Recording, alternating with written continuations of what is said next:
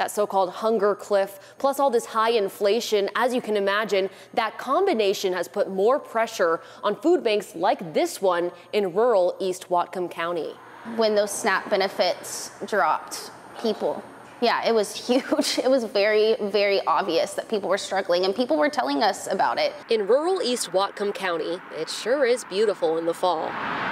But for many residents here, 18% of all households in our zip code visit the food bank consistently. Access to food? The amount that people were taking went from this would be nice to have to this is what I need to have. Has become a greater challenge heading into this season. We heard some cases of people getting over $200 a month and then it dropping to $20. There's that SNAP benefits drop, plus dine-in and takeout options here are few and far between. And the closest large grocery store is probably about 35 to 40 minutes away from here. So stakes are high for people here. People line up here hours before we open. And this food bank's feeling the strain too. During COVID, we had a ton of funding coming through the door and we were able to keep these shelves stocked.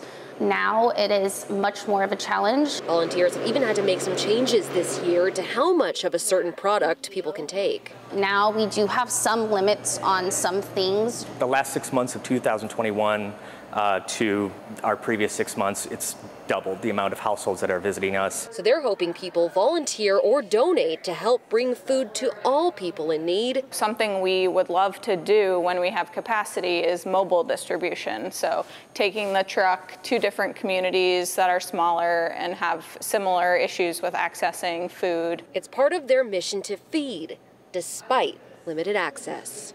Visit foothillsfoodbank.org to learn how you can help. In Whatcom County, I'm Maddie White, King 5 News.